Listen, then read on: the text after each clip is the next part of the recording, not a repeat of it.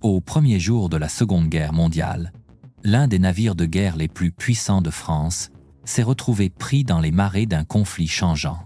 Le cuirassé Richelieu, flambant neuf et pas encore complètement mis à l'épreuve, a été forcé de fuir sa patrie alors que la France tombait en 1940.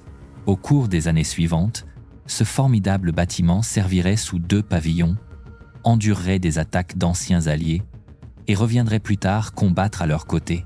D'un achèvement précipité et d'une évasion dramatique à une renaissance dans un chantier naval américain et des déploiements à travers plusieurs océans, la saga du Richelieu est une histoire de survie et d'adaptation. Voici l'histoire du dernier grand cuirassé de France et son héritage comme symbole de la résilience navale française. La naissance de la conception du Richelieu peut être retracée à une course navale au milieu des années 1930. Quand l'Italie a annoncé la construction de nouveaux cuirassés de classe Littorio avec des canons de 380 mm, la France a répondu avec une conception propre. Les architectes navals français se sont inspirés de la classe Dunkerque antérieure, mais ont prévu un navire plus grand et plus puissant qui respectait encore les limites des traités. Le résultat était un cuirassé rapide armé de canons massifs et doté de caractéristiques innovantes d'économie de poids. À l'origine, 4 navires de la classe Richelieu étaient prévus, mais seuls le Richelieu et un navire jumeau, le Jean Bart, ont été mis en chantier. Les 2 autres ont été annulés par le déclenchement de la guerre. La caractéristique la plus distinctive du Richelieu était le placement de tous ses canons principaux vers l'avant. Il transportait 8 canons de 380 mm dans 2 tourelles quadruples, toutes 2 montées en avant de la superstructure en configuration superposée. Cet arrangement inhabituel entièrement vers l'avant raccourcissait la longueur blindée de la coque et permettait d'allouer plus de poids à la protection et à la machinerie. Chaque tourelle massive était essentiellement 2 affûts doubles côte à côte.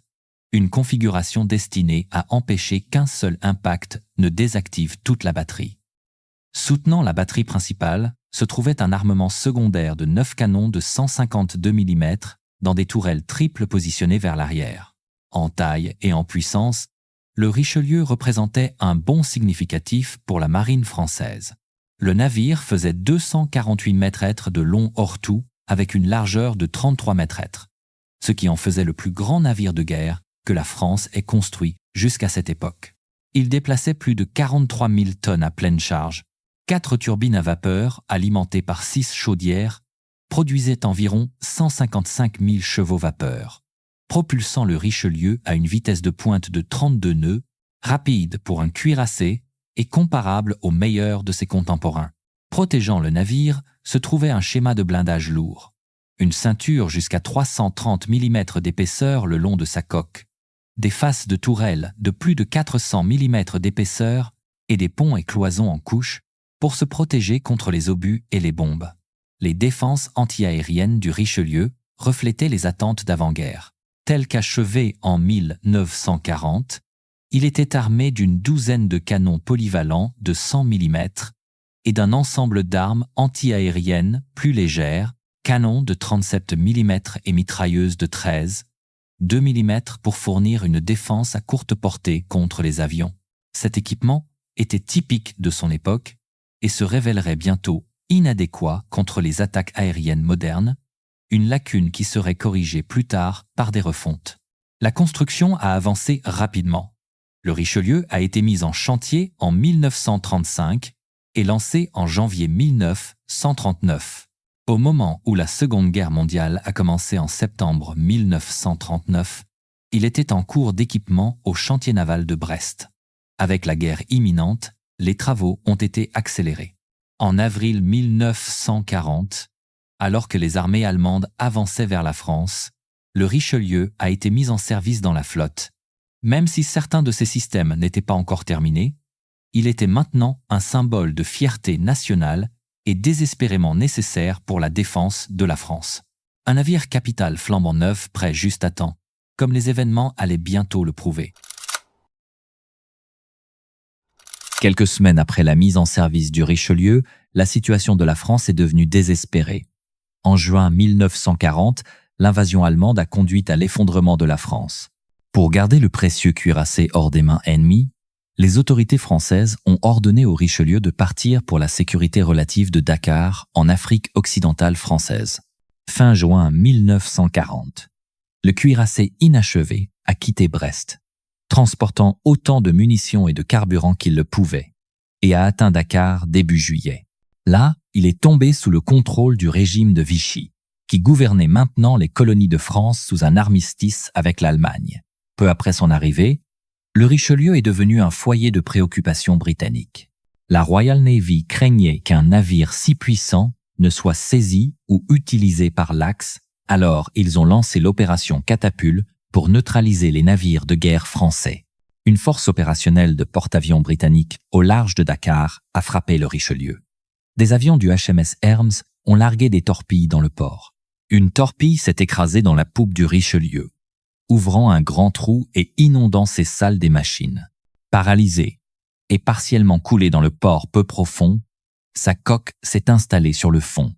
Le Richelieu a été laissé immobilisé mais droit. Son équipage s'est précipité pour contrôler les dégâts et colmater la brèche, mais le cuirassé était hors d'action.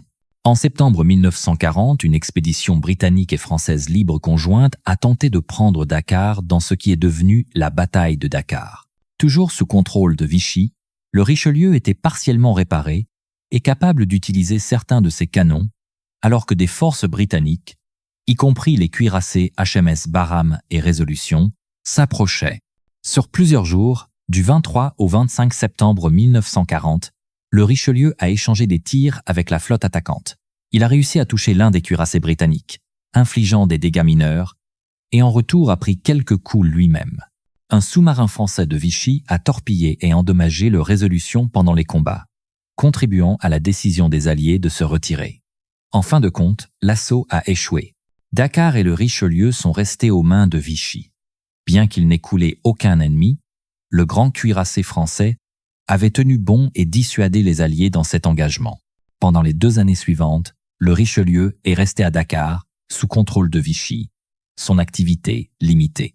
L'équipage et les ingénieurs locaux ont travaillé à restaurer sa mobilité, mais sans accès à des installations de chantier naval appropriées et à de nouvelles pièces restreintes par l'armistice, des réparations complètes étaient impossibles. À la mi-1942, le navire pouvait naviguer sous sa propre puissance pour de courts trajets, et il a même reçu un radar de recherche aérienne primitif. Mais il était encore loin d'être pleinement prêt au combat. La marée a tourné en novembre 1942, lorsque les Alliés ont envahi l'Afrique du Nord française, l'opération Torch. Et les autorités de Vichy là-bas ont changé de camp. En réponse, les forces allemandes ont occupé le reste de la France de Vichy. Les colonies françaises en Afrique de l'Ouest, isolées et voyant le régime de Vichy effectivement submergé, se sont ralliées à la cause alliée. Le Richelieu et son équipage ont ainsi rejoint les forces navales françaises libres. Début 1943, des arrangements ont été pris avec les Alliés pour remettre en état le cuirassé, puisqu'il était maintenant le seul navire capital français moderne en service. Son navire jumeau, le Jean Bart, était incomplet et immobilisé à Casablanca. En janvier 1943, le Richelieu a traversé l'Atlantique jusqu'aux États-Unis pour une révision dont il avait grand besoin. Boitant sur 3 hélices fonctionnelles et escorté par des navires alliés, il est arrivé au chantier naval de New York en février.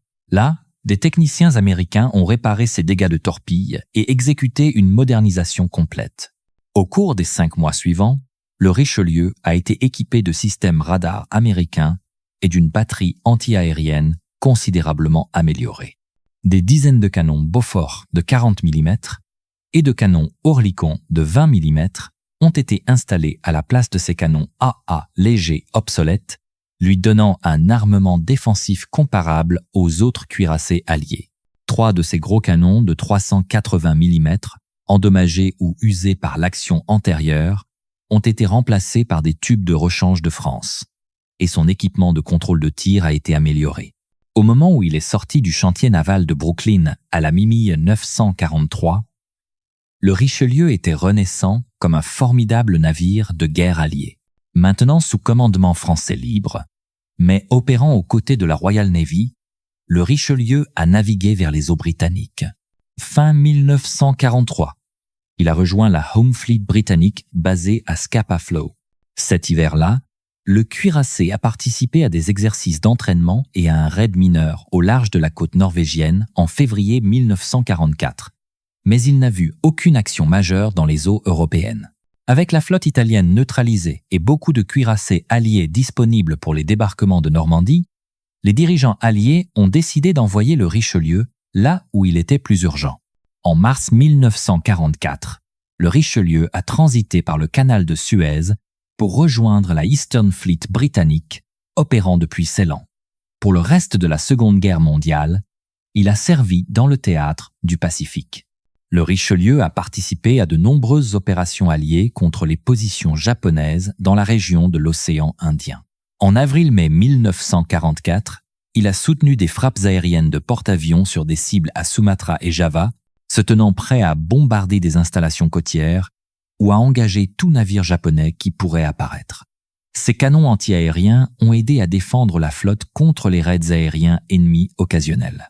Début 1945, le Richelieu était un élément central de la force navale alliée dans l'océan Indien, alors réorganisée comme la East Indies Fleet britannique.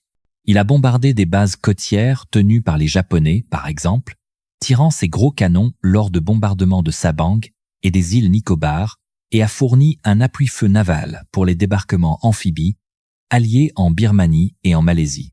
Les dernières opérations en temps de guerre du Richelieu sont venues alors que le conflit touchait à sa fin. En mai 1945, il a été déployé dans une tentative d'intercepter un croiseur japonais en fuite près de Singapour, mais le navire ennemi a été coulé par d'autres unités alliées avant que le Richelieu ne puisse engager. En août 1945, le Japon s'est rendu et le Richelieu a ensuite été envoyé pour aider à rétablir le contrôle allié en Asie du Sud-Est. En chemin, il a heurté une mine navale qui a causé des dégâts mineurs.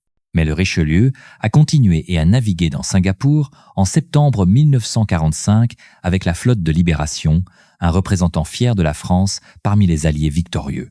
Peu après, le cuirassé a transporté des troupes françaises de retour en Indochine, où il a servi de quartier général flottant et de navire de soutien pour les efforts français initiaux d'après-guerre pour reprendre la colonie. Ces canons secondaires ont même tiré à l'appui des forces terrestres lors de brefs affrontements fin 1945, probablement la dernière fois que ces canons ont été utilisés dans des hostilités. À la fin de 1945, le Richelieu avait accompli la mission qui avait commencé avec son évasion en 1940. Il était retourné au combat et avait contribué à la victoire alliée. La guerre terminée, il a été ordonné de rentrer en France, arrivant début 1946 après une carrière mouvementée et ardue de 5 ans. En 1946, le Richelieu a subi une maintenance et des améliorations mineures en France pour réparer l'usure de la guerre. Bien que moderne selon les normes françaises, le cuirassé était déjà quelque peu daté dans la nouvelle ère. La marine française, maintenant en reconstruction, faisait face à des contraintes budgétaires et à des priorités stratégiques changeantes avec des porte-avions et des technologies plus récentes à l'horizon. Les plans pour moderniser extensivement le Richelieu ont été rapidement jugés impraticables.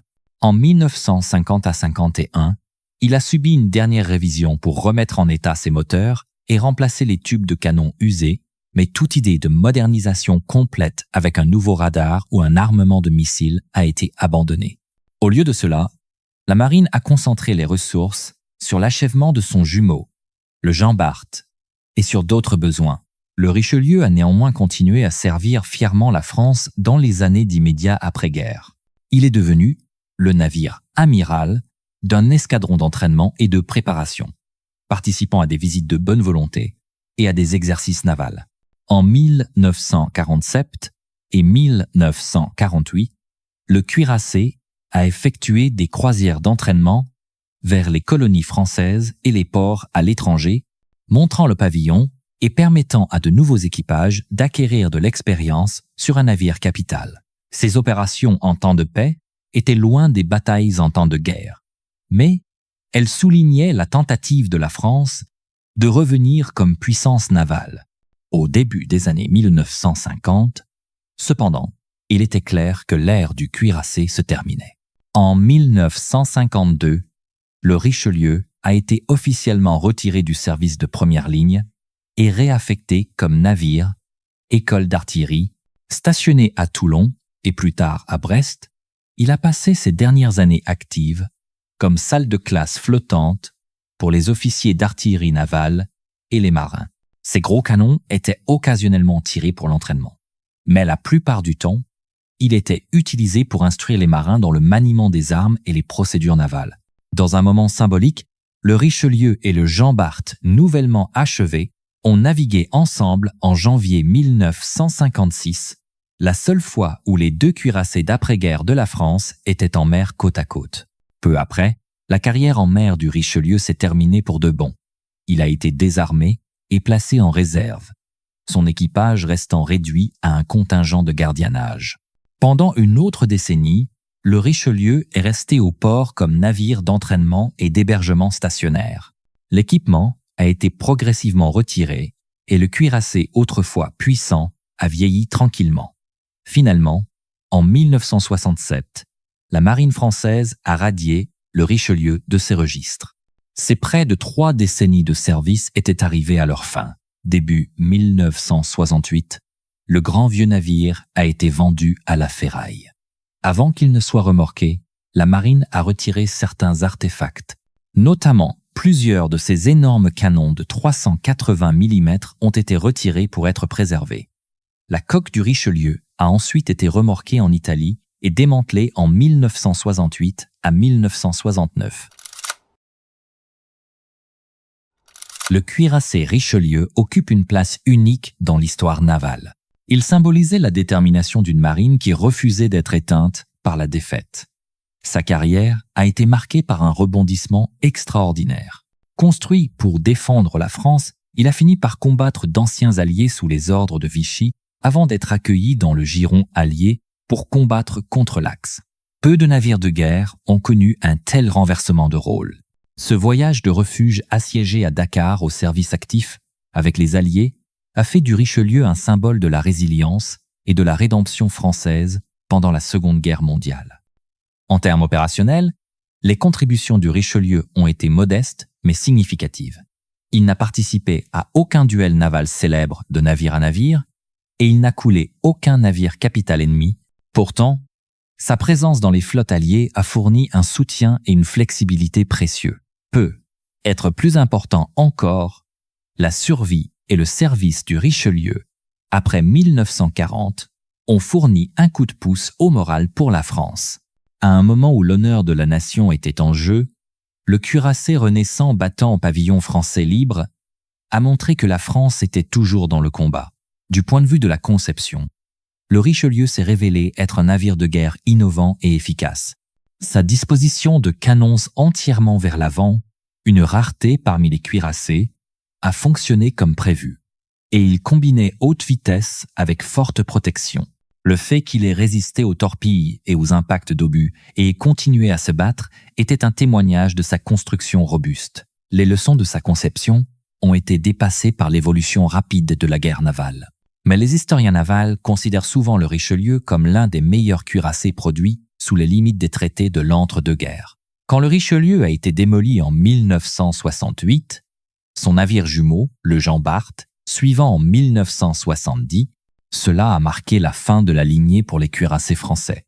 Et en effet, les jours déclinants des cuirassés dans le monde entier, aujourd'hui, l'héritage du Richelieu vit dans la mémoire historique de la marine française.